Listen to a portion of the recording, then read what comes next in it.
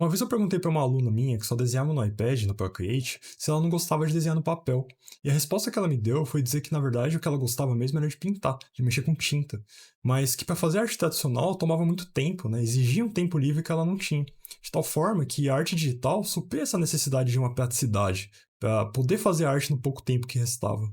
Fazer arte no mundo em que a gente vive hoje é visto como um desperdício de tempo, justamente por ser algo visto como improdutivo, como algo que não contribui objetivamente com os propósitos do mundo do trabalho.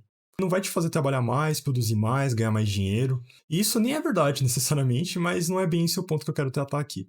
A arte sempre foi uma necessidade humana muito básica.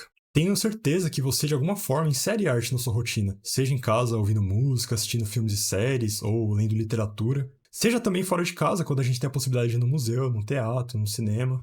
Mas infelizmente a forma como a arte é possibilitada dentro da nossa rotina, de maneira geral, é sempre na forma de consumo. É ouvindo, é lendo, assistindo histórias, narrativas.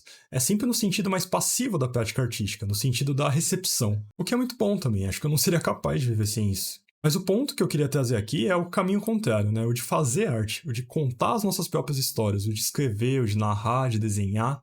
São todas práticas artísticas que hoje em dia, sobretudo na vida adulta, né, é cada vez mais difícil de conciliar com a nossa rotina. E a principal razão disso é a forma como o modelo de sociedade que a gente vive prioriza a rotina e a dedicação ao trabalho de maneira exaustiva, impossibilitando a fruição de um tempo livre de qualidade. Oi, eu sou o Hiro, pesquisador, professor de desenho. Aqui eu falo sobre arte, estética, educação e hoje é o Dia Internacional do Trabalhador e eu quero falar sobre o papel da arte e dos artistas nessa data tão importante sobre como a lógica produtivista do trabalho influencia nisso tudo. Se é a sua primeira vez aqui, já deixa um like e se inscreve no canal. 1º de maio, que é o feriado conhecido como Dia do Trabalho, é uma data histórica que vem da segunda metade do século XIX, quando lá nos Estados Unidos, no contexto de recém-abolição da escravidão e fim da Guerra Civil, o movimento de trabalhadores se mobilizou pela redução da jornada de trabalho para 8 horas diárias. Essa luta culminou numa repressão brutal contra os trabalhadores no dia 1º de maio de 1886, lá em Chicago, um momento histórico que elevou as reivindicações trabalhistas a nível mundial. Eu trago essa breve contextualização histórica para mostrar que as questões relacionadas à luta pela redução da jornada de trabalho, ou seja, quando os trabalhadores passam a exigir mais dignidade a partir da possibilidade de se ter mais tempo livre de qualidade, é uma pauta bastante antiga e que evidentemente não foi superada, embora muitos direitos tenham sido conquistados, né, porque essa luta persiste até os dias atuais e é mais necessária do que nunca. Porque no atual modelo econômico neoliberal em que a gente vive, a forma como a gente se relaciona com o trabalho já não é mais só dentro da escala de trabalho dentro de empresas, né, ou de fábricas. O que já é muito, né, se a gente pensar que a atual legislação permite a escala de 6 dias de trabalho com apenas um dia de folga. Esse modelo ele entrou no nosso imaginário criando e perpetuando relações sociais pautadas no desempenho do trabalho, na lógica produtivista, né, na lógica da precarização e da perda de direitos trabalhistas que possam garantir às pessoas o seu tempo de descanso, suas férias, sua licença maternidade, sua possibilidade de recuperação em caso de doença, sem ter o seu salário cortado. Dentro desse contexto, as longas, exaustivas e precárias jornadas de trabalho tiram da gente a possibilidade de poder fazer com qualidade coisas muito básicas e fundamentais da nossa existência, que é poder dormir pelo menos 8 horas por dia, poder cozinhar uma refeição, poder passar tempo de qualidade com a nossa família, com nossos filhos, poder ter tempo livre de qualidade. E nesse sentido, eu quero entrar na reivindicação de um direito que, a meu ver, é tão importante como todos os outros, que é o nosso direito à arte. É muito comum a gente ouvir pessoas dizendo que fazer arte é terapêutico, que pintar, tocar um instrumento é terapêutico. Claro que essas coisas não substituem o acompanhamento psicológico, não é sobre isso, mas eu acho que essa frase ela traz uma questão que não tem muito a ver com isso, mas tem a ver com a noção de algo que desestressa, que traz um momento de descanso, né? Um momento de reflexão e de estar consigo mesmo, fazendo aquilo que é mais humano, que é a nossa relação estética com o mundo. Então, geralmente se reconhece que poder fazer arte diz respeito à possibilidade de ter um tempo pessoal para realizar uma prática material, né, a partir das nossas próprias elaborações, da nossa criatividade. Fazer arte é algo que exige da gente, algo que é imprescindível para um bom desenvolvimento da prática, que é o tempo livre. Se a gente pegar toda essa descrição que eu fiz de uma prática que reduz o estresse, que traz descanso, o completo oposto disso seria a peça, né? Todo mundo aqui que tem uma rotina corrida sabe o quanto ter que fazer as coisas com pressa é absolutamente estressante e tira completamente a nossa paz.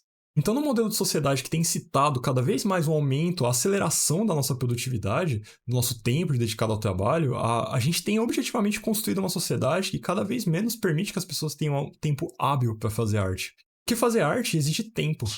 Processo quase meditativo que a gente elabora a partir da atenção, do cuidado, da paciência, da técnica. Os grandes artistas da nossa história precisaram de muito tempo, anos e mais anos de estudo e dedicação para poder viabilizar, tornar possível as grandes obras que hoje a gente tem acesso. E é curioso e muito sintomático o fato de que hoje em dia, quando você vê conteúdo sobre arte na internet, geralmente ele está operando dentro dessa lógica produtivista. São tutoriais e dicas de como desenhar mais rápido, né? Hacks para reduzir o tempo que você vai colocar naquela atividade, cursos que vão te prometer se tornar um grande artista em pouquíssimo tempo. Uma lógica que, primeiramente, é impossível de conciliar, porque tudo isso exige muito tempo, e que também vai no caminho oposto daquilo que a arte nos proporciona enquanto prática. Por essa razão, é muito importante que todos nós que fazemos artes devemos entender que a luta pelos direitos trabalhistas, simbolizado por essa data tão importante, que é o 1º de maio, e que tem tido atualmente em 2024, em 2025, como centro a luta pela redução da escala 6x1, nós precisamos entender que essa luta, para além de todas as pautas importantíssimas que ela traz, que diz respeito à nossa dignidade, à nossa saúde, à possibilidade de pensar numa vida para além do trabalho, é pensar também nas possibilidades de um tempo livre para fazer arte. E por outro lado, né, para você que é artista e vive de arte, entender que isso também é, no sistema que a gente vive, instrumentalizado como um trabalho.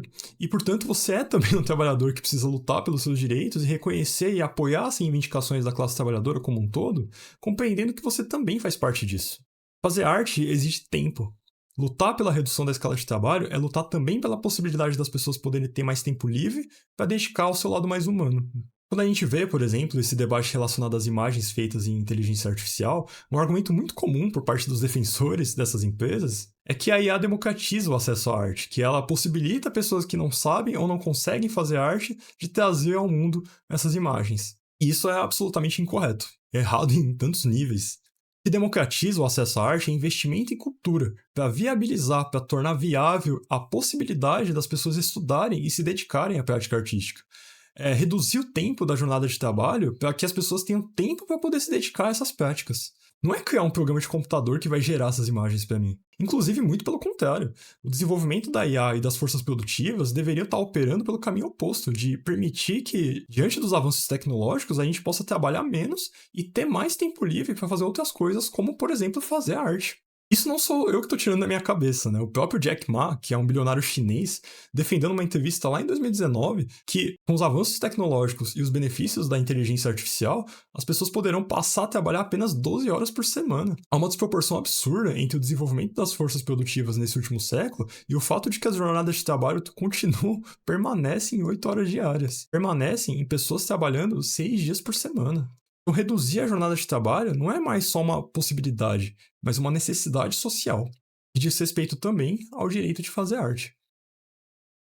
Obrigado por ter visto esse vídeo até o final, espero que você tenha gostado, e além do like e da inscrição, eu gostaria de pedir também que você deixasse um comentário, trazendo as suas reflexões, as suas discussões, as suas discordâncias até. Nos últimos vídeos, vocês têm trazido comentários muito qualitativos, né, com contribuições e relatos de experiências muito interessantes e que têm me motivado muito a continuar produzindo esses vídeos. Se você tiver interesse em aprender a desenhar, você também pode me seguir no Instagram e acompanhar o meu trabalho. O link está aqui embaixo na descrição. Um abraço e até o próximo vídeo.